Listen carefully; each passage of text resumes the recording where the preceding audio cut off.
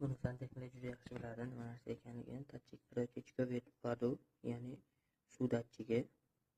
Bu nima vazifani o'taydi? Ya'ni datchikka suv tegib ketsa, uydan chiqib ketgan paytingizda suvga solib qo'yamiz buni. Avtomatik o'zini o'zi ventil yopadi. Ya'ni suv chiqqan paytda siz uyda bo'lmasangiz ham ventil o'zini o'zi yopib qo'yadi. Men buni ishlashga soat harakat qildim, ishlata olmadim. Ya'ni nima uchun? Chunki texnik pasportida ulash boshqacha ko'rsatilgan. Bizlar esa boshqacha uladik. Kechasi 12 bo'lganda ustozimga telefon qilib, ustozim o'rgatib turdilar. Ko'rib chiqib video jo'natdim.